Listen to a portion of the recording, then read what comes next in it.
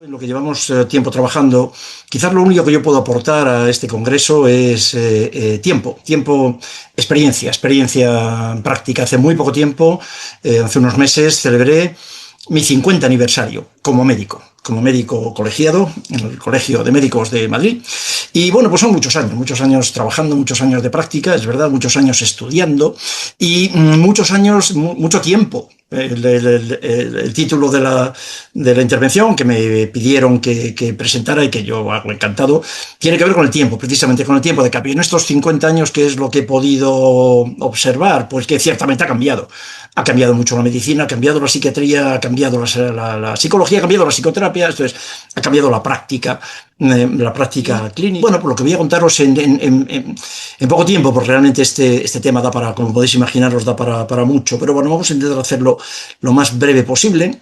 A ver, lo que nos parece es que necesitamos otra mirada, que quizás llevamos demasiado tiempo haciendo lo mismo, y los resultados no parece que sean buenos. Esa es la realidad, ¿no? Los cambios han sido muy rápidos. En estos últimos 20 años, y hay un dato que quizás puede tener que ver primero con la generalización de Internet y desde luego con la popularidad de las redes sociales, en estos últimos 22 años, por decir una cifra, probablemente nuestro modelo cultural y nuestra manera de relacionarnos ha cambiado más que en los 20.000 años anteriores, ¿no? Ha cambiado mucho, ha cambiado todo muy deprisa, ¿no? Muy deprisa, y me parece que una de las secuelas de este cambio que no estamos pudiendo adaptar, porque la adaptación requiere mucho tiempo, ¿no? Y están pasando demasiadas cosas en demasiado poco tiempo, ¿no? Muy poco tiempo. Fijaos, ¿no? La revolución cognitiva fueron cientos de miles de años. Esto que se llama la revolución agrícola, que es el origen, ¿no?, de vivir en sociedad como la entendemos ahora y de vivir en ciudades, la creación de las ciudades, pues tiene entre 10 y 14.000 años. La revolución industrial, 200, pero Internet y las redes sociales y el estilo de vida occidental, pues yo he puesto 22 años porque es la fecha en la que oficialmente Facebook se presenta en sociedad, en 2004, ¿no?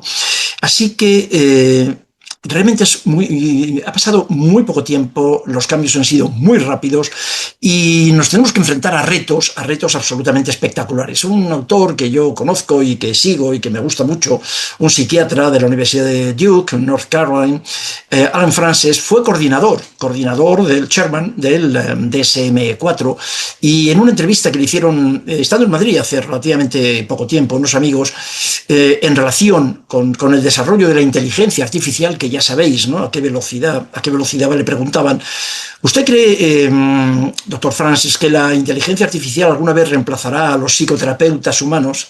Y aquí tenéis la respuesta. Lo que él dijo, y es una persona que sabe, yo creo, de lo que está hablando, es que con gran tristeza respondo: no a la vez y no a todos los terapeutas, pero probablemente a la mayoría, y mucho antes de lo que pensamos. Yo creo que esto es un reto muy importante que tenemos que asumir, sobre todo los más jóvenes. Yo estoy en la parte final, lógicamente, ¿no?, de mi vida profesional, pero seguramente la inmensa mayoría de los que estáis aquí escuchándome y viéndome, estáis en los inicios de vuestra práctica profesional. Bueno, pues tenemos que tener cuidado, que o cambiamos la mirada, o cambiamos o pensamos de otra manera, o inventamos nuevas maneras de entender al ser humano, o seguramente la inteligencia artificial nos va a pasar por encima. De hecho, ya sabéis que hay aplicaciones que están siendo incluso mejor valoradas por los usuarios que muchos psicoterapeutas. Mientras tanto, lo que yo he podido observar también en estos últimos 50 años, mientras tanto nosotros seguimos a lo nuestro, mirando hacia otro lado. La psicoterapia, daos cuenta que la psicoterapia se inventó hace aproximadamente 150 años, finales del siglo XIX. Joseph Breuer, fundamentalmente, Freud y toda esa escuela, desarrollan el primer caso que se ha considerado habitualmente como el primer caso de psicoterapia planificada como tal, ¿no? El famoso caso de Anna O. La psicoterapia es muy antigua, Ha cambiado mucho la psicoterapia, sí, pero no tanto seguramente como a veces nos gusta o nos gustaría creer. Y la psicofarmacología, en ese sentido, es un desatino. Los últimos fármacos realmente novedosos, ¿no? que pudiéramos creer que aportaron algo, pues son de los años 80. O sea, llevamos aproximadamente 40 años. Este es un trabajo muy reciente que se publica en The Lancet, una publicación que los médicos estudiamos con reverencia. Y señala este dato, ¿no?, que os contaba, ¿no?, cómo ha habido los últimos 50 años de fracaso en el desarrollo de fármacos en psiquiatría. De hecho, la industria farmacéutica en psiquiatría ha decidido ya hace algún tiempo no investigar más, incluso algunas cerrar sus unidades de investigación en psicofármacos, y seguimos utilizando los fármacos que se presentaron y que se desarrollaron en los últimos 40 años, ¿no? El famoso mito de la serotonina como causa de los trastornos depresivos, pues está en este modelo absolutamente en desuso. Ya sabéis que después de haberlo creído, yo mismo como profesor en la universidad he estado contando cómo la depresión tenía que ver con un desequilibrio en el intercambio de serotonina. Eso nos pareció que era una buena idea, nos pareció que era brillante. Hace exactamente 40 años, que es cuando lo escuché por primera vez, en 1986, en este momento ya sabemos que no es cierto, ya sabemos que de ninguna manera, ¿no?, que la depresión es otra cosa, que esto que llamamos depresiones, porque de hecho la depresión no existe, existen personas deprimidas, que es otra cosa, que la depresión hay alteración en el metabolismo de la serotonina, es posible, pero esa no es la causa. Primero te deprimes y luego se produce la alteración en el equilibrio de la serotonina. Joanna Moncrief, también otra autora muy conocida de la Universidad de Londres, ha trabajado mucho, no es la única, hay muchísimas publicaciones en este sentido, pero este es un libro suyo, traducido al castellano, y que es un resumen de una parte importante de su trabajo, ¿no?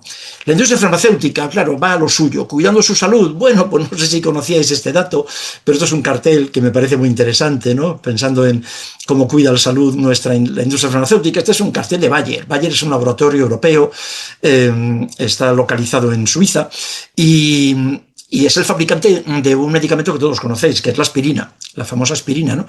Bueno, pues Bayer en 1920, hace 100 años, Bayer promovía la heroína para el tratamiento del catarro, de la irritación, de la tos y del catarro, de la bronquitis infantil.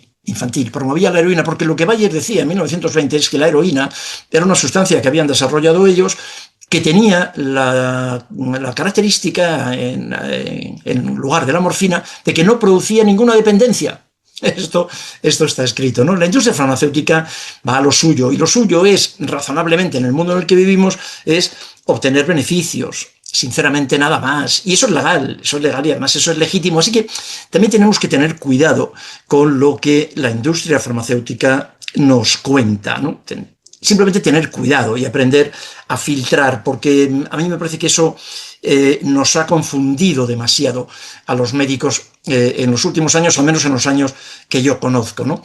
Porque hablamos en salud mental, en trastornos mentales de medicación, o, fijaos, estos son algunas de las muchas ideas que os voy a sugerir a lo largo de vuestra mañana. Es tarde para mí, es la mañana vuestra. Pues medicamos a todos nuestros pacientes con trastornos mentales, a todas las personas que consultan en salud mental, o como se demuestran trabajos muy interesantes y muy recientes, y muchos, pues a lo mejor no, a lo mejor lo que podemos hacer es ver cómo facilitar que estas personas, que la población en general, si hablamos de salud, que la población en general desarrolle alguna actividad física, porque en este trabajo, como en muchos otros, se demuestra que un poco de running por la mañana, un poco de correr, de caminar, sobre todo a primera hora de la mañana, que te dé la luz, que te dé el sol, pues puede ser tan eficaz como un inhibidor selectivo de la recaptación de serotonina, ¿no?, como tomar un antidepresivo. La farmacología, hay que tener cuidado con la farmacología, luego si queréis hablamos de eso. Los fármacos, lo quiero plantear ya por si acaso, ¿no? Los fármacos psiquiátricos son útiles, seguro que sí, pero los fármacos psiquiátricos no deberían de ser el tratamiento. Lo que proponemos es que los psicofármacos sean un recurso más. Sí, yo creo que esa es la manera de mirar un recurso, pero no el único tratamiento. Ahora está muy de moda el uso de este tipo de sustancias, ¿no? Utilizo Ozempic como nombre general. El Ozempic. ¿Y cómo estamos trabajando ya y cómo estamos viendo las secuelas del Ozempic? Los más jóvenes lo vais a ver a corto plazo, ¿no? El Ozempic es una sustancia que provoca, entre otras muchas cosas, la reducción del deseo. De forma que estas personas pierden el deseo de comer, seguro. Lo que ocurre es que lo que estamos viendo también es que pierden todos los deseos. Y bueno, pues ya veréis a ver qué ocurre dentro de unos años, porque en todo caso la humanidad ha evolucionado y hemos llegado a donde estamos. Nos parecerá mejor o peor, pero hemos llegado hasta aquí, entre otras cosas, gracias a nuestros deseos. Y Ozempic, este tipo de sustancias, están eliminando la capacidad de desear en el ser humano. No veremos, todos los fármacos tienen efectos primarios y tienen luego efectos secundarios. Y los efectos secundarios pueden ser muy peligrosos, ¿no? Grupos de información como New York Times nos llama la atención a los profesionales de la salud, nos llama la atención sobre si estamos hablando demasiado sobre salud mental. Y yo creo que sí. Yo sinceramente creo que sí, que estamos hablando demasiado, y además creo también sinceramente que estamos hablando mal, ¿no? Este grupo de autores del New York Times lo que sugieren es que hablar de esta manera puede tener un efecto negativo, y yo lo creo, ¿no? En el último libro que he publicado intento desarrollarlo, ¿no? Y el libro se llama así, de acuerdo con la empresa editora, con Penguin Random House. El libro finalmente se llamó así. La salud mental no existe. La salud mental no existe, lo que existe es la salud. Y yo creo que este es el eje fundamental sobre el que vamos a transitar juntos en lo que queda de conferencia, ¿no? Y seguir hablando de salud mental, lo que nos parece es que nos impide ver el bosque del sufrimiento humano. Si hablamos de salud mental, estamos entendiendo que hay varias saludes, y ahora vamos a discutir eso, ¿no? En resumen, con los recursos actuales, nunca hemos tenido, nunca, estoy seguro que en Perú igual, en España desde luego, nunca hemos tenido tanto dinero, tantos recursos, tantos psiquiatras, tantos psicólogos trabajando en esto que llamamos salud mental. Y sin embargo los resultados son muy malos. ¿Por qué decimos que necesitamos otra mirada? Porque los resultados son malos, porque cada vez tenemos más demandas, más diagnósticos, más pacientes crónicos, menos curaciones, incluso menos mejorías. Así que, ¿qué es lo que nos parece? Que no es suficiente con tener más psicólogos, más psiquiatras, más dineros, más medios. Eso está bien, no lo vamos a discutir, eso es imprescindible, pero lo que parece que necesitamos también es otra mirada. Es otra forma de tener otro marco conceptual para trabajar en psiquiatría, para trabajar en psicoterapia, ¿no? Porque lo que no podemos seguir haciendo es esta separación entre cuerpo y mente. No podemos seguir manteniéndola toda la vida. Estamos renegando de Descartes. Toda la vida en vuestras facultades, estoy seguro en las mías también. No, la dicotomía de Descartes no se puede mantener, el cuerpo y la mente no se pueden separar, el cuerpo y lo psicológico no se puede separar. Os lo han dicho muchas veces. Os lo han dicho, lo habéis escuchado cientos de veces, pero sin embargo os dais cuenta que institucionalmente, en Perú, en España, en Europa, en Estados Unidos, en México, en todo el mundo occidental, lo seguimos haciendo cada día. Esto es, lo psicológico se estudia en una facultad, lo biológico se estudia en otra facultad, lo psicológico se atiende en un centro de psicología, lo corporal se atiende en otro lugar, en un hospital o en un centro de atención primaria, ¿no? Y esto nos da, como médico, nos lleva a ver situaciones que yo llevo viviendo desde que empecé a estudiar medicina, o sea, hace más de 50 años, que ciertamente esta medicina separada de lo mental, separada de lo psicológico y separada de lo contextual, me parece sinceramente que no deberíamos de seguir llamando medicina. Yo al menos no me matriculé, hace 56 años no me matriculé en medicina para esta medicina, sinceramente. Yo creo que la medicina solo puede ser psicosomática, la medicina solo puede entenderse de forma integrada, pero la psicología igual. La psicología solo se podría, y vamos a presentaros esto, solo se podría entender si es integrada con lo corporal. Cuando la medicina deja de ser psicosomática, se convierte en veterinaria. Y en veterinaria mala, porque ahora los veterinarios buenos saben muy bien cómo para tratar a los pequeños mamíferos es importantísimo hacerse cargo de su cerebro límbico, de su cerebro mamífero, que es el que comparte con nosotros compartimos con ellos, donde asientan las emociones. Esta división, recordad, es solamente administrativa. Lo psíquico y lo corporal es una división administrativa, es una división artificial. Y esto nos está haciendo mucho daño. Y está haciendo mucho daño a la profesión y está haciendo mucho daño a los pacientes. Esto de que sean tratados en diferentes espacios y que sigan siendo tratados por profesionales que seguimos haciendo válida esta separación. Lo psíquico por un lado, lo corporal por otro lado y lo contextual, lo social por ninguno. Directamente lo social, al menos en los estudios de medicina o de psicología en mi país, en España, no aparece por ningún lado. De hecho, francamente, de eso ni se habla, ¿no? Esto está basado en una polaridad infantil que le puso nombre a esto, le puso René Descartes, pero que bueno, que ya han pasado 3 siglos, o sea, que ya está bien, o sea, ya podríamos nosotros haber planteado las cosas de otra forma. Y este es otra vez lo que yo os planteo como un reto, ¿no? Esto es lo que, al menos lo que nosotros estamos intentando hacer, ¿no? ¿Os habéis dado cuenta también que cuando hablamos de salud mental cabe la posibilidad de que haya alguna diferencia con el Perú? Yo esto lo lamento y luego me lo vais a decir y es posible, claro, que haya matices. Yo no puedo hacer otra cosa que hablar de cómo son las cosas en España, ¿no? Y pido disculpas por los matices que no conozca y que entonces no esté afinando. Pero en España, al menos, cuando hablamos de salud mental, ¿de qué estamos hablando? Realmente estamos hablando de enfermedades, estamos hablando de patología. Se habla de salud mental para hablar de intentos suicidas, de suicidio, de autolesiones, de adicciones, por supuesto de TDAH, de pandemias de depresión, de ansiedad, de trastornos alimentarios, en general, de trastornos. Curiosamente, no hablamos de salud y mucho menos de promoción de la salud. Estamos hablando de trastornos, ¿no? Estamos hablando de patología. Y algo que se nos ocurre y que yo desarrollo en el libro y que muchos, cada vez más psiquiatras y psicoterapeutas estamos trabajando en ello en alguna de las universidades con las que yo colaboro en España también, ¿no?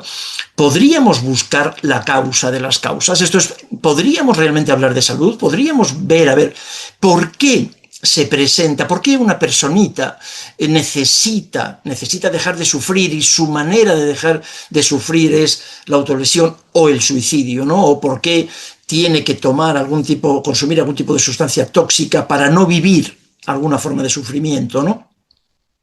¿O por qué tiene que presentar eso que se llama TDAH? Vamos a ver si somos capaces, ¿no? Como propuesta, como darle otra mirada. Vamos a intentar trabajar sobre las causas para no tener después que trabajar sobre el intento de suicidio, para que no se dé el intento de suicidio, ¿no? O para que no aparezca el TDAH. Mirad, el TDAH, ahora lo voy a ver, ¿no? Lo he utilizado como metáfora. Aquí quiero rendir un homenaje a vuestra patria y quiero rendir un homenaje a uno de los autores más queridos por mí. Sabéis que vivió mucho tiempo también en España, un tiempo en España, y que yo he leído toda su obra, es uno de mis escritores favoritos, ¿no? En una de sus obras, en una de sus novelas, Conversación en la Catedral, que muchos de vosotros conocen naturalmente, uno de los personajes pregunta esto, ¿no? ¿En qué momento se jodió el Perú, Zabalita? ¿En qué momento se jodió la psiquiatría? Y disculpadme la expresión, ¿en qué momento? Pues mira, yo lo he vivido, es lo que decía al principio, lo que yo puedo aportar son años de práctica y de experiencia, ¿no? ¿En qué momento? En 1980, 46 años hace. 1980, en España llega el DSM-3, la tercera edición del DSM, se publica en 1980, traducido al castellano y difundido en España sería 1983-84. Yo ya era psiquiatra entonces, era psicoterapeuta y veo el cambio que supone la llegada del DSM-3, la presión de la Asociación Americana. Americana es, ya sabéis, americana es estadounidense, ¿no? Pero ellos se autodenominan así. La Asociación Americana de Psiquiatría, la APA, a la que yo he pertenecido durante cerca de 30 años, y esa idea, ¿no?, que surge en aquel momento de medicalizar el sufrimiento humano. En aquel momento se les ocurrió a una parte importante de la psiquiatría, se le ocurrió que podía ser útil, podía ser interesante medicalizar el sufrimiento. A este proceso de medicalización del sufrimiento es lo que hemos llamado, y quiero ponerlo encima de la mesa y que recordéis este concepto, lo que hemos llamado psiquiatrización de la vida. La psiquiatrización de la vida, esto es, considerar trastornos mentales respuestas absolutamente normales, reacciones emocionales o conductuales y cognitivas normales frente a situaciones extremas, ¿no? En ocasiones. Así que a partir de cuando hay un cambio muy importante, y este cambio nos afecta, y este es el cambio que me parece que tenemos que revertir, 46 años, aproximadamente 40 años, 1980, ¿no? Os decía que he utilizado este diagnóstico, el de TDAH, lo utilizo como metáfora para hablar de lo que queremos, de lo que quiero llevar a vuestro ánimo, ¿no? A partir de ese momento, de 1980, la psiquiatría oficial se separa en dos grandes corrientes, ¿no? La psiquiatría del déficit y la psiquiatría de la defensa. Por un lado está esta psiquiatría que llamamos psiquiatría biológica y que define entonces una carencia de salud mental relacionada con un déficit, básicamente en un déficit funcional del cerebro. El ejemplo que he puesto antes, la depresión. Para empezar, se habla en singular, cosa que no me parece sensato, ¿no? Tendríamos que hablar más de las depresiones. La depresión es un concepto muy amplio, ¿no? Y muy, muy variable. Pero, por simplificarlo bien, la depresión entonces es un déficit en el intercambio de serotonina. Otros trastornos, TDAH, esquizofrenia, tienen que ver entonces con déficit o con alteraciones o con excesos de dopamina, de noradrenalina, de GABA, de lo que queráis. Hay una psiquiatría biológica, por un lado. Y luego esta otra psiquiatría, a la que yo me apunté hace muchos años, lo que llamamos ahora la post-psiquiatría, que es lo que llamaríamos la psiquiatría de la defensa, que entiende que las manifestaciones psicológicas del sufrimiento humano son intentos adaptativos, intentos defensivos, intentos adaptativos del ser humano para evitar el sufrimiento, para escapar del sufrimiento. Y ahí está la anorexia nerviosa, está el consumo de heroína, está el TDAH, está la depresión, está lo que queráis, está todo el DSM, ¿no? En una revisión reciente de varios autores, que el resumen se publica en Medscape, pero son varios autores y varios trabajos, pues se plantea esto que yo comparto, ¿no? Y que os lo planteo también con ánimo de provocar. El TDAH no puede ser un diagnóstico, no puede seguir siendo un diagnóstico psiquiátrico. Quizás mejor una etiqueta de advertencia, una señal de alerta, una señal de alarma, una señal de que algo está mal, ¿no? ¿Qué les pasa a estas personitas diagnosticadas ahora mismo de TDAH? Pues, entre otras cosas, algo curioso que seguramente ocurre también en el Perú. En una generación su diagnóstico se ha multiplicado por 10. Quizás en Lima menos, en Madrid también un poco menos, en algunas ciudades de Estados Unidos se ha multiplicado por más de 10. O sea, tenemos un ejemplo de sobrediagnóstico, de muchísimo diagnóstico de TDAH, ¿no? ¿Qué está pasando? ¿Qué está ocurriendo? En 20 años, en una generación, ¿qué ha ocurrido? Una mutación genética. Muchos de mis colegas lo que dicen es que el TDAH es una enfermedad del cerebro con un antecedente genético, ¿no? Con una enfermedad cerebral, porque es algo que involucra la dopamina y que también tiene que ver. Bueno, también. ¿Y eso ha ocurrido? ¿Creéis de verdad que eso puede ocurrir en una generación? ¿En 20 años? De repente.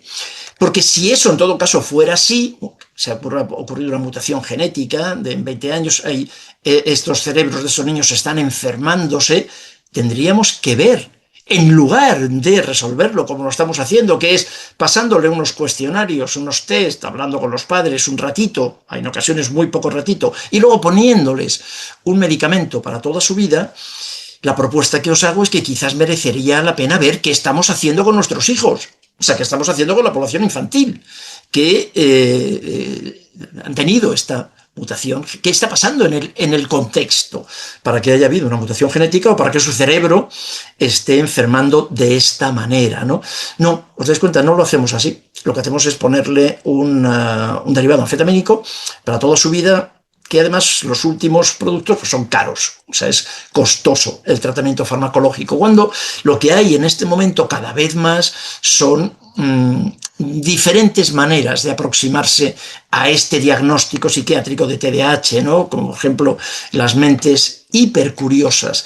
La curiosidad es una emoción, la curiosidad es una emoción natural, es la emoción, por cierto, que ha permitido a la humanidad llegar a donde hemos llegado. Esa curiosidad que, sin embargo, la cultura dominante cercena muy rápido a los niños, con aquel refrán que utilizamos en Castilla, ¿no? En España, la curiosidad mató al gato. No seas curioso, no preguntes, no investigues, no, quédate. Hay mentes que son hipercuriosas, el sistema educativo no está preparado para esas mentes hipercuriosas, que entonces incomodan, molestan en el aula, ¿no? The Lancet, otra vez, hace muy poco tiempo, hacía una referencia. Muy poco tiempo significa muy poco tiempo, ¿no? Porque fijaos que este artículo que os traigo es del 12 de febrero de este año, o sea, hace 15 días. The Lancet publicaba un trabajo, una relación entre las asociaciones de la presión académica y los síntomas depresivos y de autolesión. La presión académica, ¿no? Entre la autolesión y, desde luego, en retraso escolar, ¿no? Así que a lo mejor tenemos que ver que lo que les pasa a estas personitas y a sus familias, porque el sufrimiento no lo estoy negando, que esta personita diagnosticada de TDAH o de depresión o con autolesiones o con intento de suicidio, claro que está sufriendo, que sus padres están sufriendo, claro que están sufriendo, que los padres son los culpables, no.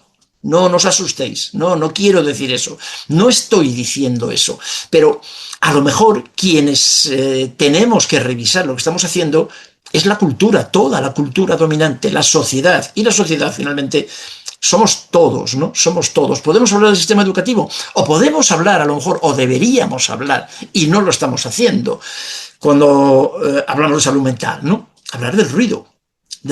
Eso hay muchísima documentación, que tampoco quiere nadie hablar de ella. Muchísima documentación que señala cómo el ruido afecta de una manera llamativa, estadísticamente significativa, cuando se valora en otros espacios rurales, por ejemplo, en otros sitios en los que no hay tanto ruido, en el rendimiento escolar, en el aprendizaje, en la atención. En la actividad. Hay muchísima documentación sobre eso, ¿no? Que nadie quiere leer, pero que es una documentación absolutamente científica, con valores científicos de los que utilizamos, de los que enarbolamos para decir que no, que el tratamiento es exclusivamente un derivado de las anfetaminas, ¿no? El efecto del ruido. Hay algo que me parece especialmente preocupante. Este es un trabajo de hace 2 años, pero que me parece algo espectacular también y que deberíamos de tener más cuidado con eso. Ahora se habla muchísimo, en España hay una verdadera epidemia de lo que llamamos neurodivergencias.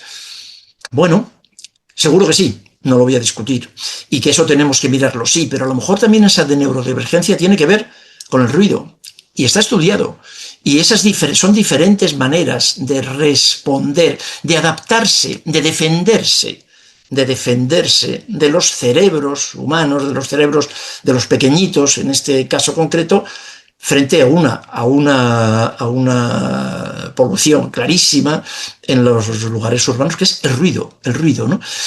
Bueno, pues entender lo que quiero decir, esto es lo que quizás tendríamos que invocar a la hora de hablar de salud mental y no esperar, no mantener a nuestros niños en estas ciudades, en estos espacios ruidosos, sin prestar atención a su curiosidad, sin conectarlos con la naturaleza, sin tener una actividad física, para luego ponerles diagnósticos psiquiátricos. Es curiosísimo, ¿no?, cómo esta psiquiatría de los últimos 40 años se ha desarrollado hacia lo que llamamos el cerebrocentrismo. Entonces, todos los trastornos tienen que ver con una enfermedad del cerebro.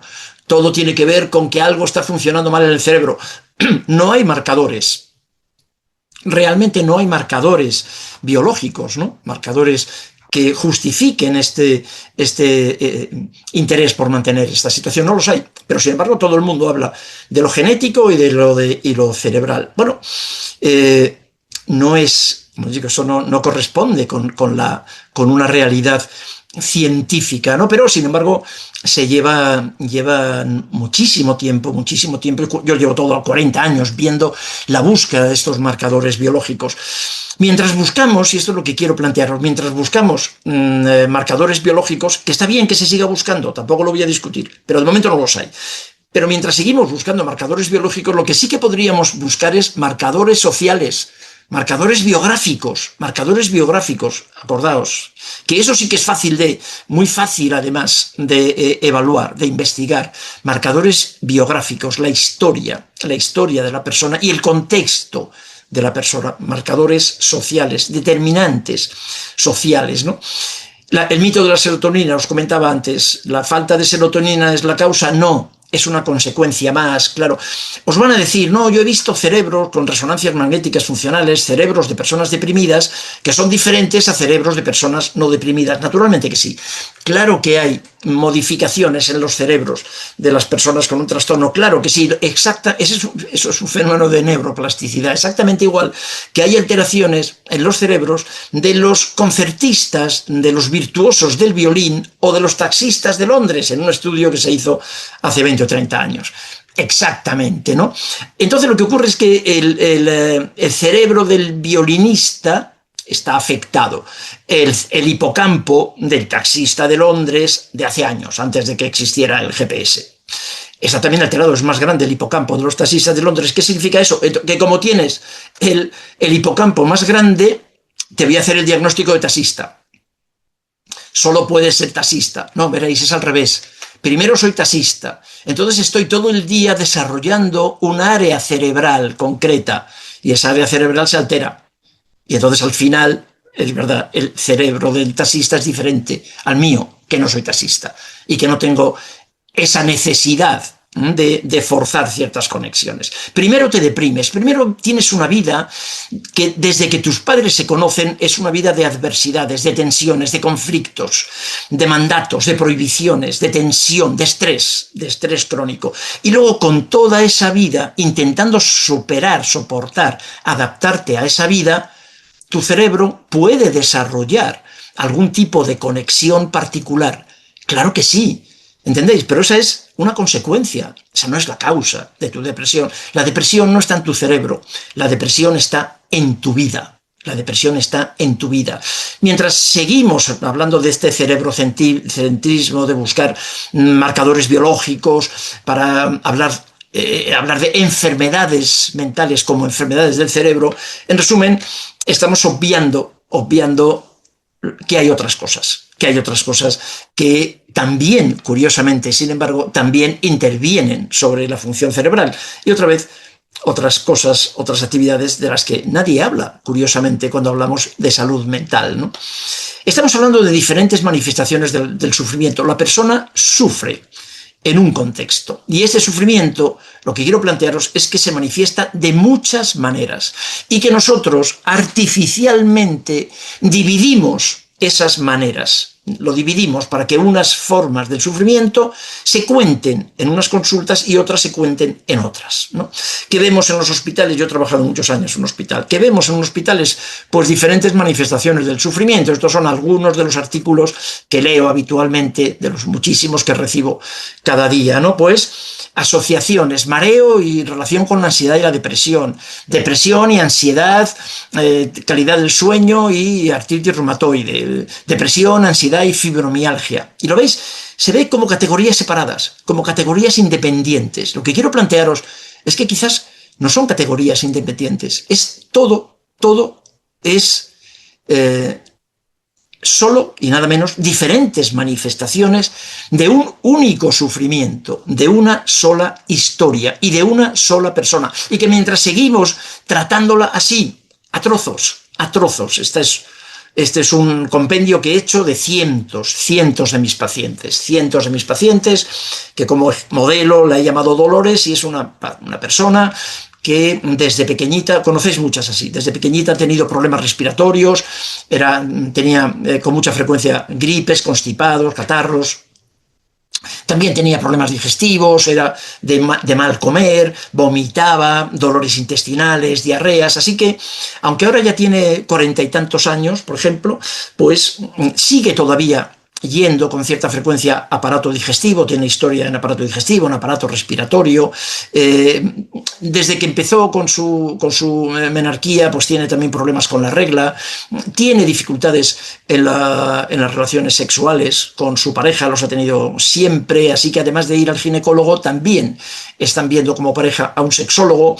Entre unos y otros le han recomendado también que vaya a psiquiatría porque ella está angustiada, no puede dormir, está triste también, está rabiosa, le han dicho que vaya a psiquiatría, está yendo también, por lo tanto, a psiquiatría. Desde siempre ha tenido también mucha reactividad cutánea y cuando está más triste o se enfada, pues tiene urticarias, le salen granitos, tiene rosáceas, tienen alteraciones en la piel, así que también va a la consulta del dermatólogo. Recientemente empezaban a dolerle algunas articulaciones, unas zonas muy concretas en el cuerpo, le acaban de diagnosticar fibromialgia y ya de paso, ya que estaba allí, pues también fatiga crónica.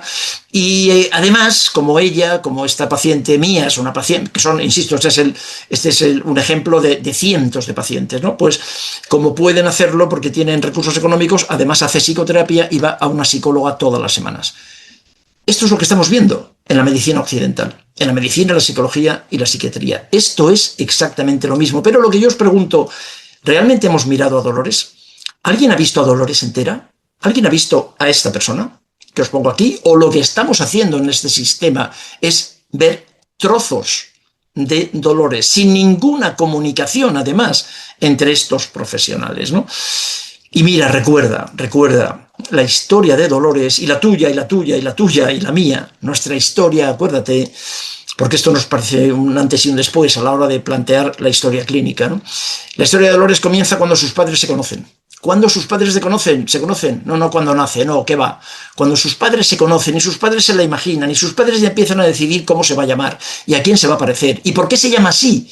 Como su tía, como su abuela, como su padre, como su madre, ¿no? ¿Por qué se llama así? Y sus padres ya deciden si va a ir a un colegio privado o a un colegio público, si va a pertenecer a una religión o a otra, o a ninguna.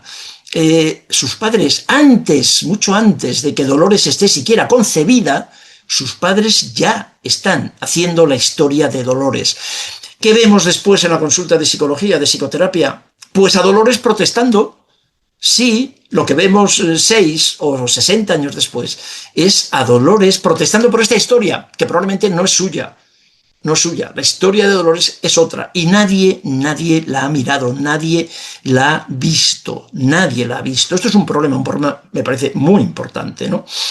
Dolores, después de estar en 7 especialistas, y conocéis a muchas personas así, después de visitar a 6 o 7 especialistas, pues se está tomando esto, lo que llamamos la cascada iatrogénica, ¿no? Cómo hacemos daño a los médicos, ¿no?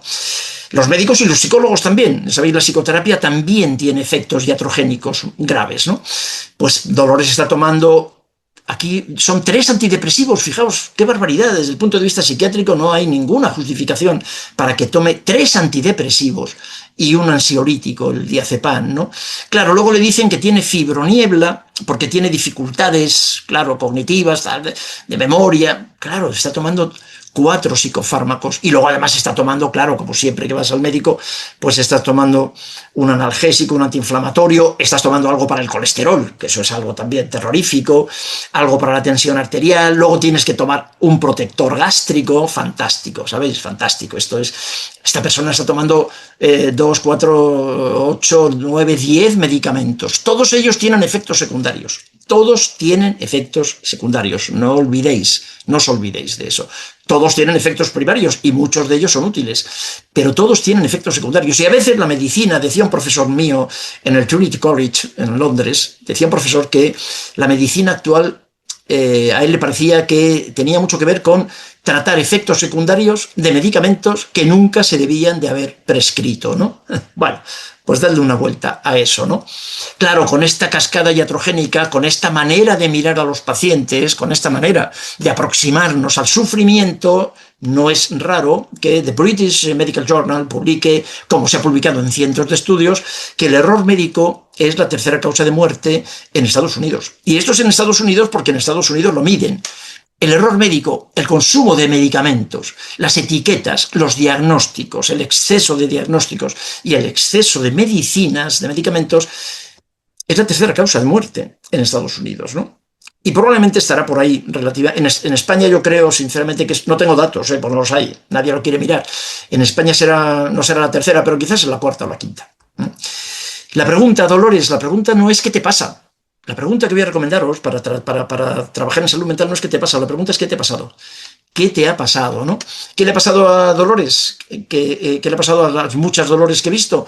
Pues que ha sido sexualmente abusada en su infancia y nadie se lo ha preguntado y no lo ha podido compartir con nadie. Comparte conmigo por primera vez, pero llorando me dice que es la primera vez que se lo preguntan. Y eso se publica en el Llama. Hay cientos de estudios de este estilo, ¿no? Que nos sugieren, que también es otro de los puntos en los que tenemos que cambiar la mirada, que nos sugieren que empecemos a pensar en que la pregunta que hay que hacer es, hay que cambiar, que no es qué te pasa, la pregunta es qué te ha pasado.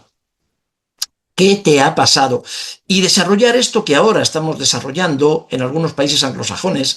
Empezó en Escocia probablemente, pero luego en las costas atlántica y pacífica de Estados Unidos, también en Inglaterra, en España, estamos trabajando, que es lo que llamamos la atención trauma informada. Lo importante que es darnos cuenta de que las experiencias traumáticas pueden modular toda nuestra vida. Por eso el qué te ha pasado es absolutamente fundamental, ¿no? Para entender a nuestro paciente ahora, ¿no?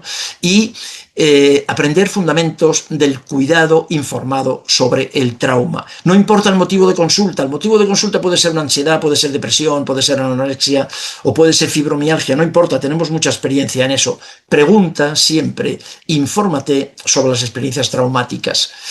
Lo que hemos hecho ha sido psiquiatrizar la vida. Mira, esto es un autor francés, Robert Neuburger, que a mí me gusta mucho, y que él dice que esto debería de estar en la puerta de todos los consultorios psiquiátricos o psicológicos del mundo, ¿no? Entrad todos, los tristes, los humillados, los traumatizados, los abusados, engañados, aquellos golpeados por la injusticia, por la desgracia, por las pérdidas, por la deshonra, por los sentimientos de culpabilidad, los heridos de la vida y los marcados por la existencia. Entrad tristes y salid deprimidos. ¿Veis? Esto es a lo que llamamos psiquiatrización. Esta persona está triste, está humillada, está engañada, abusada, golpeada por la vida, por la injusticia. Una vida tremenda, ¿no? Y lo que viene a la consulta, nosotros le preguntamos por 4 o 5 síntomas. Si cumple 5 síntomas de 9, le diagnosticamos de una depresión. ¿Veis? Este es el cambio de mirada que me parece que tenemos que hacer. No, estamos haciendo demasiados diagnósticos de depresión y no tiene sentido. La mayoría de las personas diagnosticadas de depresión, lo que estamos viendo es que simplemente son personas maltratadas por la vida y que eso que se llama depresión no es más que una reacción para intentar sobrevivir. Otra vez es una señal de alarma. Es una manera de intentar defenderse, ¿no? Un autor, un filósofo que yo sigo también y que conocéis, Byung-Chul Han, en un artículo, en un ensayo, suyo, publicado hace poco, La sociedad del cansancio, hace una referencia muy interesante sobre eso que se ha llamado el pensamiento positivo y que conocéis, que ha estado muy de moda en los últimos 20 años, ¿no? Para Byung-Chul Han, él lo que dice, no estamos deprimidos, estamos cansados, estamos hartos, estamos tristes, estamos enfadados, estamos disfóricos. Disfóricos es la palabra que utilizamos en psiquiatría para no decir cabreados, como diríamos en castellano, ¿no? Él dice que quien fracasa en esta sociedad del rendimiento se responsabiliza a sí mismo y se avergüenza en lugar de poner en duda el sistema. Fijaos. Y esto es lo que me parece que en lo que tenemos que pensar, ¿no? O bien, lo que tenemos que pensar, vais a pensar en lo que queráis, pero lo que yo puedo ofreceros, ¿no? Para, como reflexión, luego lo reflexionáis si os gusta o no. La habilidad del régimen neoliberal en el que vivimos es que, dirigiendo la agresividad hacia sí mismo, el explotado no se convierte en revolucionario, sino en depresivo. ¿Os dais cuenta? Qué bonito, qué bonito. Lo que tenemos en este momento en el mundo no son revoluciones, no las hay. Hace ya años que no las hay y no las va a haber. Lo que tenemos son deprimidos. Hemos convertido la cultura, el sistema, ha convertido con una manera muy interesante, ¿no? Y muy bien estudiada, ha convertido al revolucionario, lo ha convertido en deprimido, ha individualizado el sufrimiento colectivo. Ahora lo vamos a ver eso, ¿no? Y entonces hacemos diagnósticos psiquiátricos, pero cuidado con esto, los diagnósticos psiquiátricos son todos inventados. Los diagnósticos psiquiátricos no son una enfermedad. No, los diagnósticos psiquiátricos son inventados. Cuando digo inventados es que son artificiales, no son entidades naturales, no son entidades. Un caballo es un caballo, un río es un río. Al caballo le da igual cómo le llames, le da igual que le llames asno, o que le da lo mismo. Es una entidad natural. No, el diagnóstico psiquiátrico es un consenso entre expertos. ¿Os dais cuenta? No, no es un río, no es una montaña, no es una estrella, no es un caballo. Los diagnósticos psiquiátricos son inventados, sí. Cuando digo inventados, me estoy refiriendo solamente a eso, al diagnóstico. A ti te pasan cosas, vienes a mi consulta, me cuentas cosas, y yo, porque está en un libro, en el DSM, y antes en otros libros, a eso que te pasa le llamo depresión. ¿De acuerdo? Pero eso de depresión es un diagnóstico psiquiátrico, es un diagnóstico inventado. Tu sufrimiento no es inventado. Muchas personas me escuchan decir esto y me dicen, hombre, entonces lo que a mí me pasa no existe. Yo que estoy deprimido y estoy tratado y lo estoy pasando muy mal, entonces eso no existe. No, tu sufrimiento no hay duda que existe. Tu sufrimiento es terrible. He visto miles de personas con este sufrimiento. Lo que estoy discutiendo es el valor de la etiqueta diagnóstica.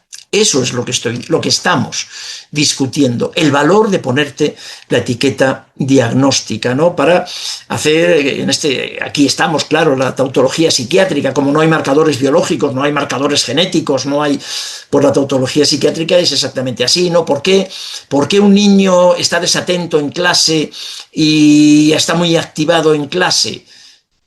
Pues porque tiene TDAH. ¿Y por qué tiene TDAH?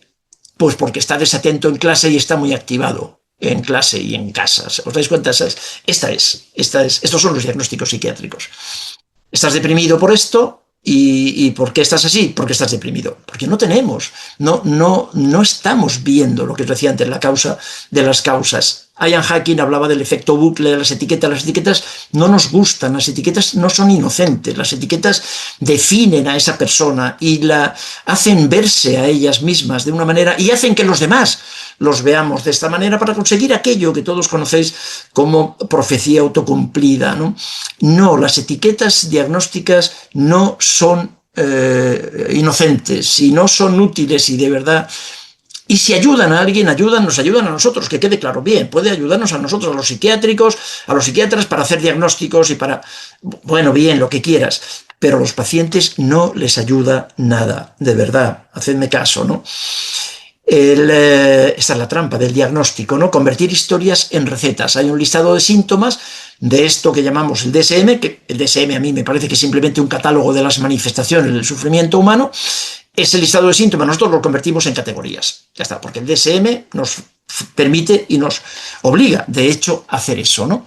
Una lista de síntomas. No tenemos idea de por qué aparecen estos síntomas, no nos interesa. No preguntamos por la historia, por la biografía, por dónde vive la persona, si ve árboles o no ve árboles, lo que come, si se mueve, cómo duerme. No. Eso nos interesa relativamente poco. Pero con este listado de síntomas creamos una categoría y una vez que hemos creado la categoría le ponemos un tratamiento mayoritariamente farmacológico o un tratamiento con alguna técnica terapéutica. Bueno, lo que quiero deciros, seguramente ya lo sabéis, pero por si acaso, es que en cualquier caso el DSM-5, este manual, la quinta edición, aquella tercera edición de 1980, que hacía referencia con Vargas Llosa, ¿no? De cuando se jodió la psiquiatría. Bueno, ahora estamos con la quinta edición, pero yo tengo la buena noticia de contaros que se acaba de publicar hace un par de meses, en enero, finales de enero, se acaba de publicar la estrategia inicial para el futuro DSM, que ya ni siquiera llaman DSM-6, porque probablemente el nombre va a cambiar y también el número. Cabe la posibilidad de que se vuelva a ser DSM-1, no saben todavía cómo llamarlo. Pero lo más interesante que quiero plantearos, como buena noticia cuando hablamos de etiquetas y del daño que pueden hacer las etiquetas, es que el propio DSM, la comisión dirigida por una mujer de origen español, y en todo caso hispana, desde luego, ella trabaja en la Universidad de Pensilvania, pero ella es de origen puertorriqueño.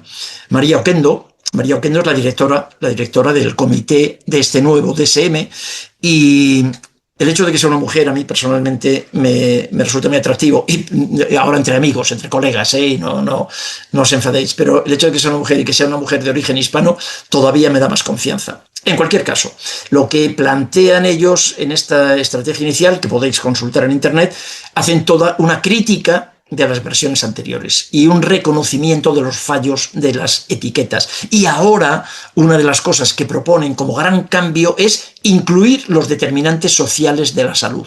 Ahora, fíjate, yo llevo 40 años quejándome del DSM y ahora estoy encantado porque ahora resulta que el próximo DSM nos va a dar la razón.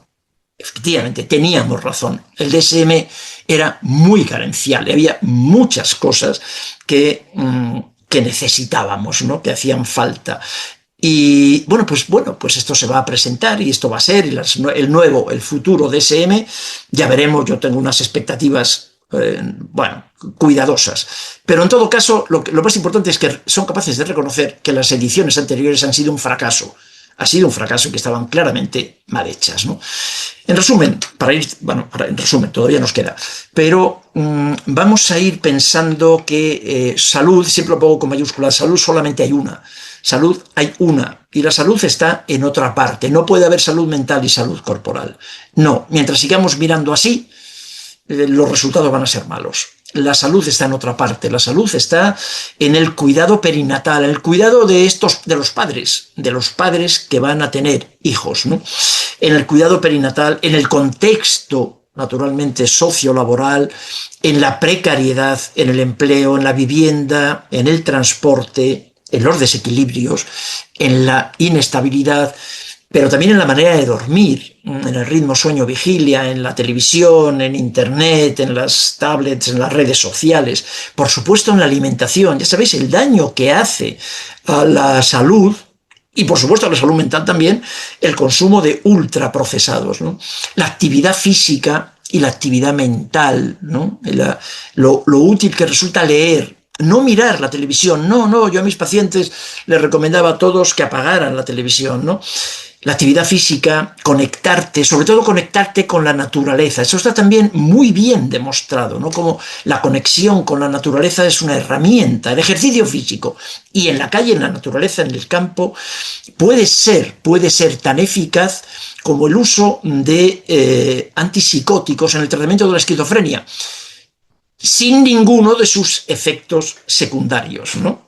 Así que realmente tenemos muchísimos otros recursos, ¿no? El cómo manejamos el ocio bien o cómo se maneja mal el consumo de tóxicos, ahí está. Y pongo ahí unos puntos suspensivos para que podáis incluir vosotras y vosotros lo que os queráis o lo que queráis. Y todo esto no se me ha ocurrido a mí. Todo esto, el Ministerio de Sanidad Español, recogiendo publicaciones de la Organización Mundial de la Salud, todo esto se considera hechos probados. Sé que el abordaje, si queremos salud mental y salud corporal, si queremos salud, tendremos que trabajar sobre todo lo anterior. Y este es un texto que tenéis también de libre acceso, por favor, buscadlo. Descargad de internet, es gratuito, descargad, ¿no?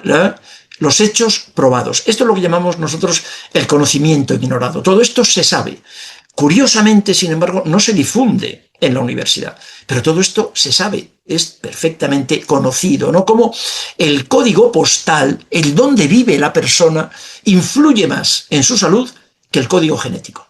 No hemos encontrado realmente, hemos gastado miles de millones de dólares o de euros, o de cualquier moneda, miles de millones buscando marcadores genéticos para los trastornos mentales y la verdad es que lo que se ha encontrado no tiene ninguna consistencia y ninguna aplicación clínica, ¿no? Sin embargo, lo que sí que sabemos es que el dónde vive esta persona sí que tiene incidencia en su salud, en la salud, ¿no? Las desigualdades, el peso de la desigualdad sobre la salud es abrumador, ¿no? Y sin embargo sigo pensando que sobre esto me parece que los profesionales de la salud hablamos poco, ¿no? Esta es una imagen que encontré en internet hace un tiempo y que me gusta mucho, ¿no? Creo que tengo depresión y no puede ser que la pecera esté contaminada, me gusta mucho. Y esta es una imagen que utilizo con mis pacientes, ¿no? Para cambiar el discurso de que yo tengo la depresión o de quizás la depresión, la contaminación la tiene la pecera. Entonces vamos a ver si te desculpabilizamos de tu depresión, ¿no? Hay cientos, paso muy rápido, pero solo para demostrar que hay muchísima documentación en publicaciones de alto contenido, de contenido científico indiscutible, como el Journal of American Medical Association, sobre las adversidades prenatales y la psicopatología. Es decir, hay que cuidar, ¿no? Cuidar estos primeros años de vida, ¿no? Como lo que llamamos la transmisión intergeneracional, los 3 primeros años de vida. Es cuidar los 3 primeros años de vida, ¿sabes? Con el estilo de crianza, con la alimentación, con los ruidos. Antes hablábamos del ruido, y de esto nadie quiere hablar. Hablábamos del ruido, de la actividad física, de las exigencias escolares, porque esto se transmite, además, intergeneracionalmente, ¿no? El momento de la depresión parental, esto es la sintomatología de los padres también, cómo tiene mucha relación con la salud mental en la descendencia, que luego se presenta otra vez a los 3 años, a los 30 o a los 60, claro. Un trabajo muy interesante que os mencionaba hace un instante, ¿no? La transmisión intergeneracional de la salud mental se pone en 1000 días por decir una cifra. Realmente lo que estamos trabajando como algo absolutamente imprescindible para cuidar es los primeros 3 años, por decir una cifra, ¿no? Y un concepto que no vamos a poder desarrollar aquí por motivos temporales obvios, ¿no? Que es el concepto de trauma relacional temprano, ¿no? Las experiencias traumáticas en los primeros años de la vida. Pero luego también tendremos que pensar, si queremos salud, otra vez salud con mayúsculas, tendremos que pensar en el daño que hacen los ultraprocesados. Un trabajo muy interesante publicado también en el JN es el consumo por ejemplo, la asociación entre el consumo de refrescos y depresión, mediados por las alteraciones de la microbiota intestinal, ¿no? Del eje intestino-cerebro, del que también me parece que hablamos demasiado poco, ¿no? Hay algunas iniciativas, yo soy muy optimista y bueno, pues sé que hay cosas que se pueden hacer y que estamos haciendo. Una iniciativa muy interesante de una facultad de medicina alemana, pero solo lo conozco en un caso, ojalá vosotros ahora me contéis que en Perú también lo estáis haciendo, pero en España no. Pero una facultad de medicina alemana ha incluido en el currículum de los médicos de estudio de medicina una asignatura que se llama medicina culinaria, una asignatura de cocina, una asignatura para enseñar a los estudiantes de medicina, enseñarles a cocinar y enseñarles a comer y enseñarles a enseñar a comer a sus pacientes, no importa el motivo de consulta. Un trabajo interesantísimo también, ¿no? Que nos puede explicar muchas cosas, es lo que este autor de la Universidad de Utrecht, en Holanda, llama la regla del 3-30-300. La regla del 3-30-300 quiere decir que hay una relación también muy clara entre la salud y el hecho de que tú puedas ver 3 árboles desde tu ventana, que vivas en un barrio en el que el 30% de tu barrio sea una zona verde y que vivas a menos de 300 metros de un gran parque. Bueno, pues cuando eso se ha medido y esto se ha valorado y se ha estudiado, esto es un estudio fácil de hacer, ¿no? Cuando se ha estudiado esto, se ha demostrado que las personas que tenían acceso a esta conexión con la naturaleza, que finalmente es de lo que estamos hablando, pues que se reducían los ingresos hospitalarios, que se reducía el consumo de psicofármacos.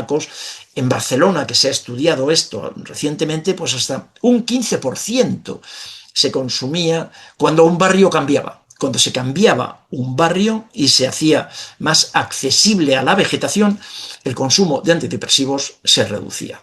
¿Sabéis? Bueno, pues ahora estáis pensando, bueno, ¿y ahora qué hago yo con mis pacientes si yo no lo puedo arreglar? Yo no puedo hacer que mi paciente vea árboles, no puedo, porque no tiene dinero y yo no puedo resolver eso, no puedo arreglarlo. Ni puedo arreglar la precariedad laboral y que esté muy angustiado porque no llega a fin de mes, no puede pagar el alquiler, no puede pagar la vivienda, no puede cambiar la comida. ¿Qué hago yo con eso? ¿Qué hago? Bueno, pues vamos a ver si, para empezar, no le vuelvo loco. O sea, a lo mejor no lo puedo cambiar, no lo puedo arreglar, pero si le hago una etiqueta diagnóstica y le pongo un tratamiento farmacológico, yo como profesional le estoy volviendo loco, lo pongo entre comillas, os dais cuenta. Le estoy volviendo loco, quiero decir, yo estoy haciendo el diagnóstico de un trastorno mental. Y esto ya probablemente va a ser para toda la vida. Entonces, a lo mejor una de las cosas que podemos hacer son intervenciones psicoterapéuticas, que nosotros trabajamos, intervenciones llamamos psicoterapia breve, intensiva y de urgencia, para legitimar el sufrimiento, ponerle nombre, que el nombre no es la depresión, entender lo que está ocurriendo, entender que su sintomatología puede ser una protesta, puede ser una defensa, que es su manera de expresarse, su manera de defenderse en relación con su historia, incluirlo en su narrativa y poder pensar en una narrativa alternativa, ¿no? Y ver cómo puede enfrentarse a su vida actual con otra mirada también para no ser psiquiatrizado. Para que alguien, la población, se pueda psiquiatrizar, necesitamos ¿qué? Fundamentalmente necesitamos psiquiatras. Claro, psiquiatras, psicólogos, personas que hagamos diagnósticos psiquiátricos, ¿no? Ahora sí, estamos terminando. Como recomendación muy rápida y muy fácil, esto sí que lo podemos hacer y también se ha demostrado, ¿no? ¿Qué necesitan nuestros pacientes? Ser escuchados. Ser escuchados. La medicina actual, la psicología también en general, yo creo que escucha menos de lo que creemos. La medicina en España prácticamente nada. Los pacientes no se sienten escuchados y el ser humano enferma por falta de vocabulario. Cuando la emoción, cuando el trauma, cuando la angustia, cuando el dolor, cuando la rabia no se pueden expresar, entonces utilizamos el cuerpo o la mente. Utilizamos recursos expresivos en forma de síntomas. Lo que no puedo expresar, lo que no puedo decir, lo voy a expresar, lo voy a decir con síntomas, ¿no? Tenemos que escuchar más, y algo en lo que también estamos muy preocupados, y también hay datos muy interesantes en este sentido, es la mirada. Tenemos que mirar más. Hablaba al principio, porque vamos a terminar enseguida, al principio decía que necesitamos otra mirada. Sí, necesitamos otra mirada. Y dentro de la mirada, que a grandes trazos he querido presentaros, una de las herramientas es mirar más a nuestros pacientes, porque al menos en España lo que nos enseñan en la facultad es a mirar enfermedades. A mirar enfermedades. A los médicos nos enseñan a ver enfermedades, no a mirar enfermos, no a mirar personas, a mirar enfermedades. Yo creo que en psicología también han copiado lo peor del modelo médico y les enseñan el DSM y les enseñan a mirar diagnósticos de trastorno, ¿no? La persona necesita que le mires, porque también date cuenta, las personas, la población clínica no es población general.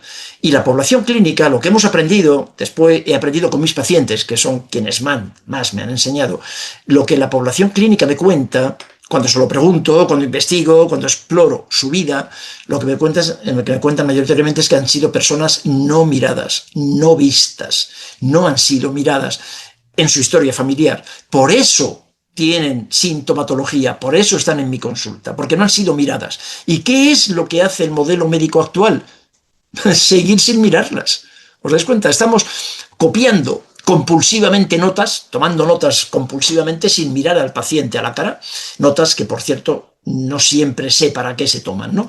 O en medicina, porque en España el médico está obligado a teclear, a tomar notas en el ordenador, en la computadora, para cumplimentar una historia clínica centralizada, pero no miramos al paciente, no miramos a la persona. Así que esto, desde nuestra perspectiva, lo que estamos haciendo con el paciente es retraumatizarle. Es muy traumático que no le miremos.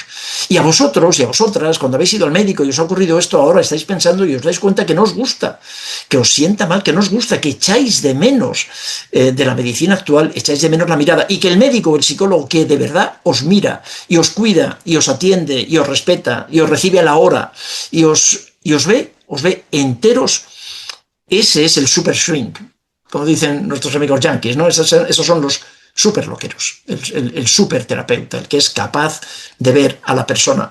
En resumen, necesitamos una revolución en la atención sanitaria.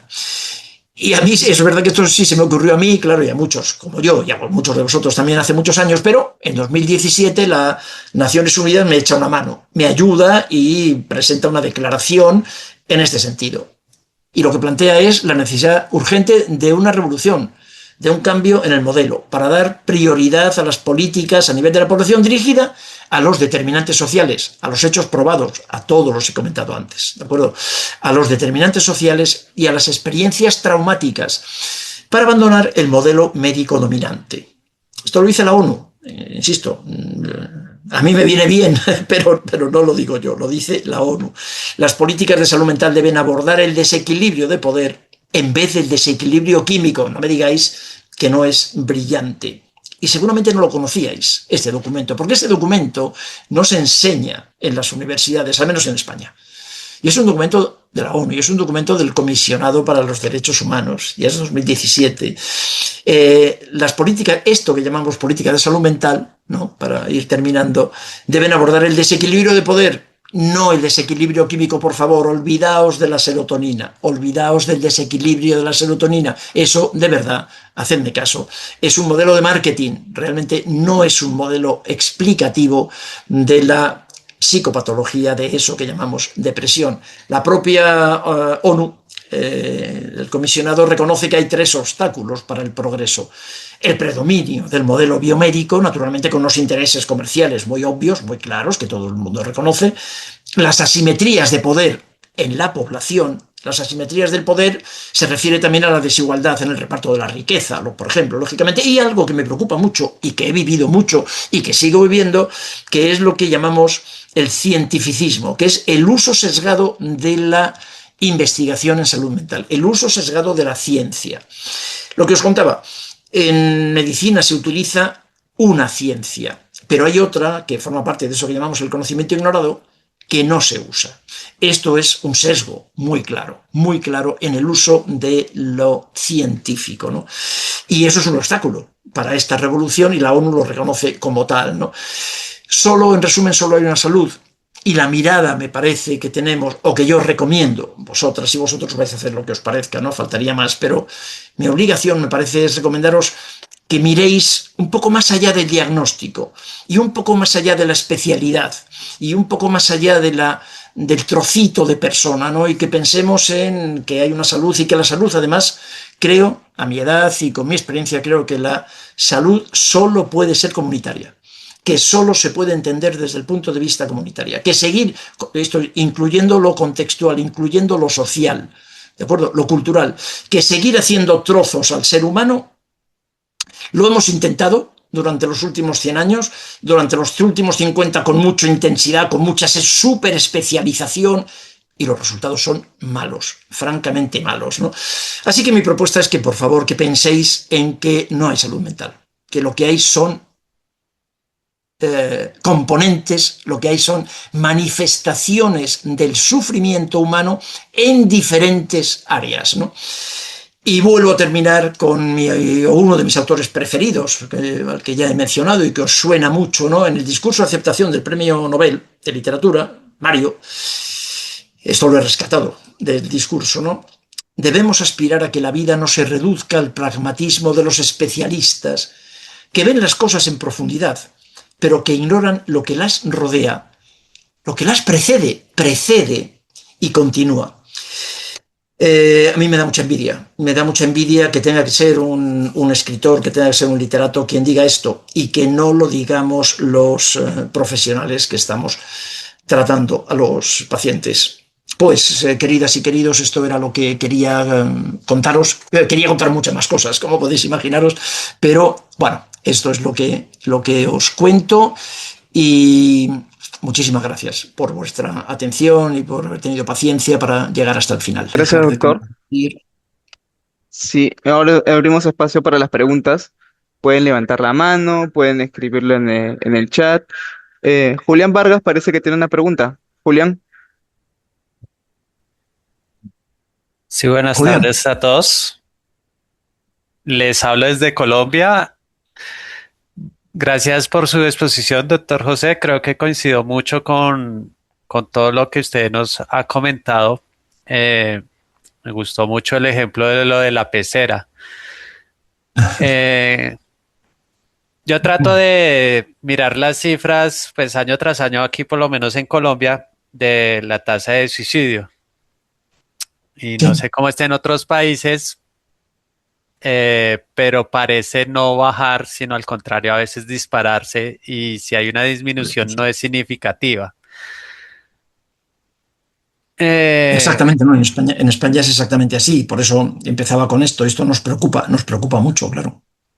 y lo que yo creo que llegó a la misma conclusión, creo que el contexto se encarga de enfermar a las Claro, personas.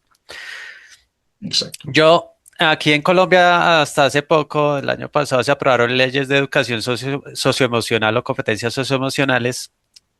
Yo considero, por trabajar en el contexto educativo, que creo que, pues, aparte de políticas públicas y una inyección de capital fuerte y una transformación en la educación para todas las clases, porque si está bien aprender unos conocimientos académicos a los muchachos, esto que hasta ahora en el pleno siglo XXI que le estemos enseñando competencias emocionales y demás, hay otras cosas que también en la escuela deberían enseñarnos como cómo alimentarnos adecuadamente, que era algo que tú tocabas con los médicos. Son cosas que no nos enseñan, pero sí se enfocan en unos contenidos académicos que, pues, como decía por aquí un representante de nuestro país, Jaime Garzón, nada aporta a la convivencia ciudadana. Perfecto. Entonces, Muy bien. Sí, sí, no, no completamente. sé, no sé si por ahí también hacer como un llamado a, bueno, también tenemos que participar más allá de las investigaciones que podamos hacer a participar en políticas públicas, porque creo que aunque describamos a la perfección de dónde proviene el malestar en el ser humano y qué le afecta, si no hay unos cambios sociales profundos, creo que vamos a seguir manteniendo estas estadísticas de suicidio a nivel mundial, que pues son lamentables y nos quedamos como en la parte, siento, muy científica, investigación, de cualificación, pero si no hay unos estados, una sociedad que tenga buena atención en salud, por ejemplo, aquí en Colombia la atención psicológica es de 20 minutos y si te dan para un mes nuevamente otra cita, es un milagro. Y si es con el mismo especialista, pues vaya, corriste con suerte. Entonces, sí creo que hay que pensarnos desde ese ámbito de qué estamos haciendo a nivel general, participar en estos espacios políticos, públicos, hacer veeduría también es muy importante. Quería compartir como esta reflexión que a mí año tras año pues me preocupa porque digo qué estamos haciendo los profesionales de salud mental para que estas estadísticas sigan y sigan y sigan y sigan. Y no creo que sea por falta de cualificación o que no haya profesionales preparados, sino por realmente esas políticas públicas en salud. Gracias, doctor, por su aporte. Me llevó mucho conocimiento y mil gracias a los coordinadores por generar este espacio. Gracias, Julián, muchas gracias. Muchas gracias a ti. Sí, eso es lo que he querido mantener a lo largo de mi exposición, exactamente. Y eso de lo que hablaba cuando decía al principio que necesitamos otra mirada, ¿no? Necesitamos otra mirada y me parece que, como tú dices, ¿no? Apuntando a lo que tú dices, que quizás los profesionales de la salud, psiquiatras y psicólogos, que quizás, y sois muy jóvenes, que quizás podríais pensar también en hacer algo más que solo tratar cuando ya aparece el trastorno.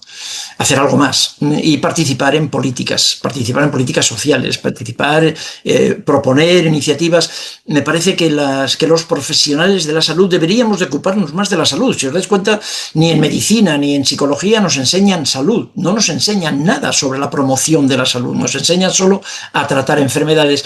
Y ese es el problema. Y eso, comenzábamos con eso, ¿no? Como se está incrementando igual en España, exactamente igual que en Colombia, que todo el mundo, ¿no? Las tasas de suicidio. ¿Por qué? Nadie quiere morir, nadie quiere morir. Hay personas que no pueden seguir soportando el sufrimiento y encuentran que la única manera de evitar el sufrimiento es con su propia muerte, ¿no?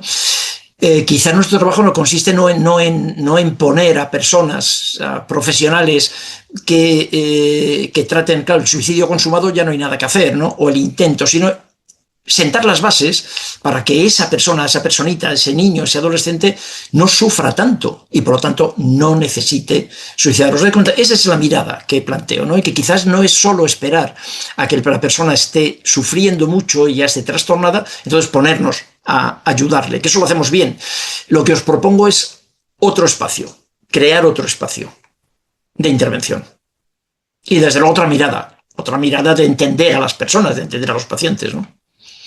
Sí, ¿qué más? Manuel, ¿tú querías comentar algo? Buenas tardes.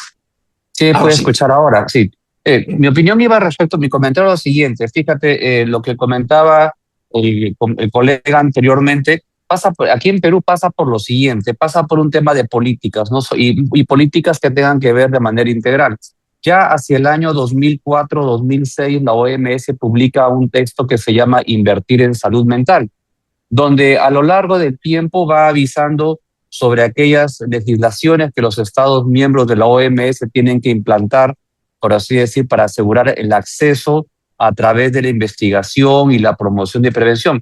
Pero quiero hablar brevemente respecto a Perú. En Perú hay un refrán que dice, el niño viene con el pan bajo el brazo, ¿no? Resulta que en el Perú también las leyes tienen que venir con el pan bajo el brazo.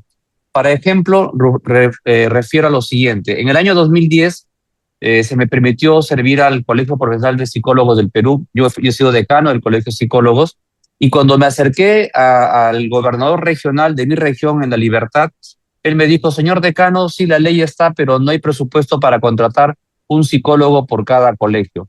Esa ley del año 2010, 2012, recién en estos tiempos viene tomando eco, y te comentaré, José Luis, que no es implementada al total. O sea, recién hasta ahora de manera muy parcialmente está implementando. La ley de la salud mental no data sino de más de hace 8 o 6 años, ¿no? Donde a los psicólogos, por ejemplo, por cuestiones políticas, por cuestiones de ego profesional, a los psicólogos no hace mucho se nos quitó aquí en el Perú la posibilidad de participar en el diagnóstico psicológico. O sea, el psicólogo peruano no tenía la capacidad del diagnóstico psicológico versus otras profesiones que sí, aparte del intrusismo. Más allá, y junto a lo que van comentando los colegas y participantes, es que nosotros en nuestro país, ahora que hemos salido de elecciones congresales para Cámara de Senadores y Diputados, teníamos a un congresista que hoy se ha convertido en el presidente de la República aquí en el Perú, que en su momento, de manera desafortunada y poco coherente, decía que hay que despenalizar las relaciones sexuales en los menores de 14 años porque las relaciones sexuales a esa edad permitían el desarrollo psicosexual de las niñas. Lo que dijo esa persona, a quien fue elegida como congresista, hoy es el presidente interino de encargo del Perú. Y así como él, tenemos un conjunto de congresistas que tienen una escasa, nula formación en todo sentido. A lo que voy, la salud, la economía, no están regidas por los ministros, están regidas por las leyes de los gobernantes a quienes nosotros elegimos. Y el problema en el Perú, ya, pasa justamente por ese detalle de ver quién elegimos. Y para terminar, en San Juan del Lurigancho, como te comenté en un momento, José Luis, en nuestro país y en San Juan del Lurigancho, donde comenzamos esta actividad, hay más de 1.300.000 personas en este distrito que tiene a Lima como departamento, como región, con 13 millones de habitantes, y de esos 13 millones, 1.300.000 viven aquí en San Juan del Lurigancho, y todos los problemas de salud mental que han descrito existen. En el Perú, el año pasado, el informe del Departamento de Epidemiología del Instituto de Salud del Perú reportaba que la depresión, el episodio suicida y el episodio psicótico formaban parte de, y el rango etario iba desde los 14 años hasta los 39 años. Así que, lejos de todo esto, más allá de por qué en las universidades se enseña esto, se enseña lo otro, yo creo que tendríamos que apuntar hacia específicamente ver la capacidad política que tenemos nosotros para legislar como electores y como votantes. Gracias, José Luis. Es una parte nuestra, ¿no? Pero además de eso, que no tengo ninguna duda, y que el que lo planteemos así ayuda, y probablemente ayude también a los gobernantes, ¿no? A mí me parece que nosotros tenemos, sobre los gobernantes no tenemos nada que hacer. En España igual, pues votamos cada 4 años, cambia el gobierno, pero no tenemos control sobre lo que hacen ellos, ¿no? Pero sobre la transmisión del conocimiento sí tenemos más control. Y me parece que esto es que la guerra, probablemente la guerra contra el modelo neoliberal que estamos viviendo, la guerra la hemos perdido, pero me parece que como profesionales lo que tenemos que librar son batallas, pequeñas batallas, y las batallas tienen que ver con ver a cada uno de nuestros pacientes, o las batallas tienen que ver con nuestra docencia en una universidad, o con crear espacios de conversión, de comunicación, de conversación, de espacios comunitarios de salud, ¿no? Y que los psicólogos no estén esperando a que el niño esté intentando suicidarse, sino que la psicología se haga en el paritario premonitorio, ¿no? Hablando de salud mental con los padres, ¿no? Con los padres y generando espacios en el que, bueno, yo no sé, sé que no es fácil, pero lo que quiero señalaros es que me parece que ese es el camino, ese es el camino. Hay más manos por ahí levantadas, contadme.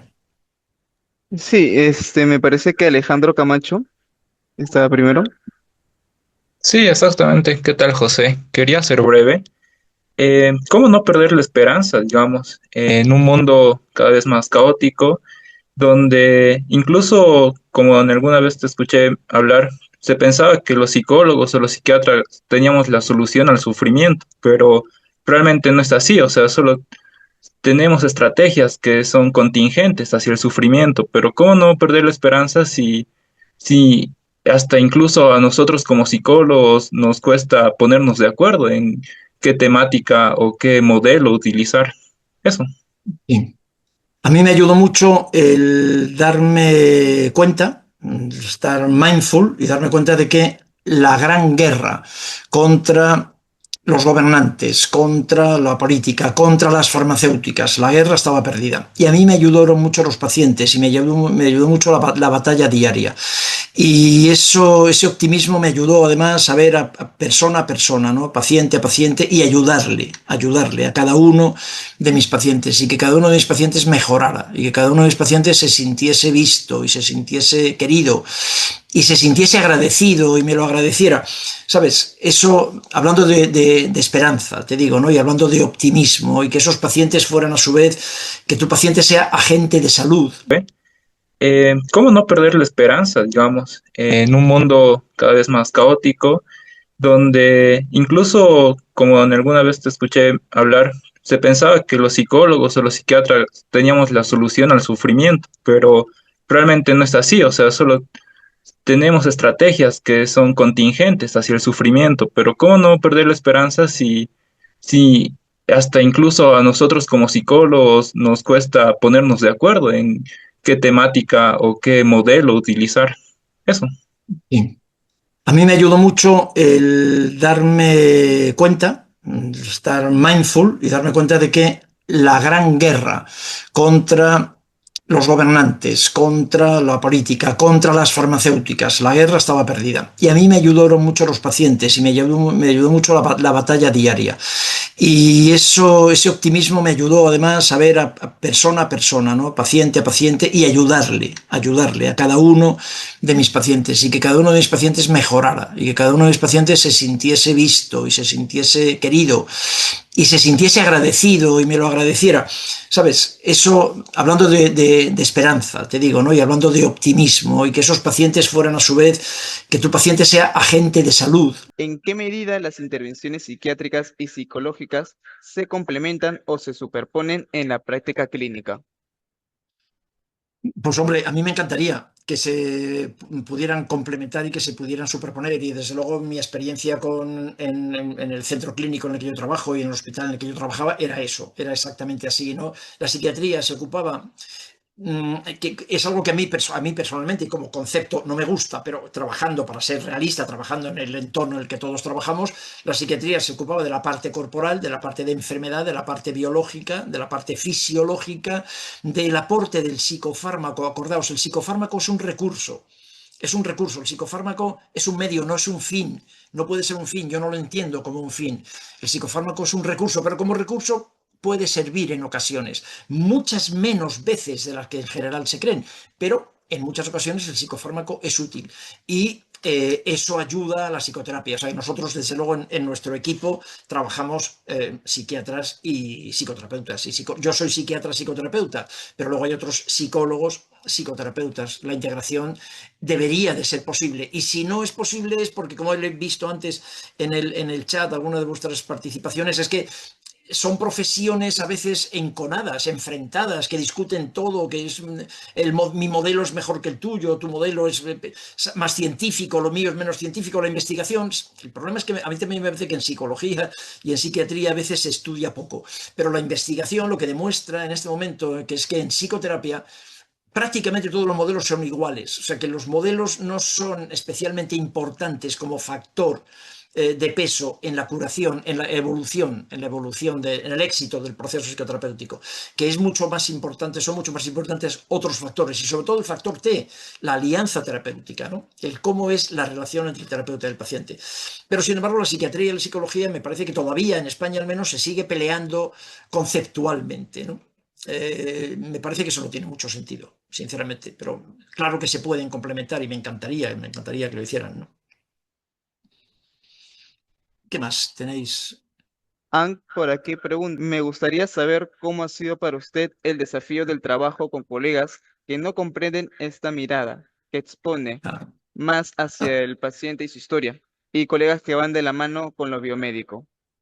sí, pues eso ha sido es un problema, sí, sí, sin ninguna duda, eso es probablemente lo más incómodo que me ha tocado vivir, es cierto, y yo sé que eso lo preguntas porque seguramente lo estás viviendo. Por cuestión propia de personalidad, pues yo lo que aprendí hace algunos años es a no discutir. Esto es, ¿sabes? A mí me parece que esto que yo cuento lo sabe todo el mundo, pero hay una disonancia cognitiva en mis compañeros. Lo que yo viví en mis compañeros es que eran capaces de entender todo esto, porque esto lo entiende todo el mundo, pero a su vez les crea una disonancia cognitiva muy importante, porque sin embargo toda su historia profesional ha estado en lo puramente biomédico. Se dan cuenta que lo biomédico ha fracasado, pero claro, ¿y ahora qué hago con toda mi vida? ¿Sabes? En fin, en resumen, una disonancia cognitiva. Y mira, yo recuerdo, y eso me ayudó mucho también a no discutir, recuerdo una frase de Upton Sinclair, era un periodista estadounidense, que escribió una obra que me gustó mucho, ¿no? La jungla, sobre el maltrato animal, una cosa muy interesante, el siglo pasado.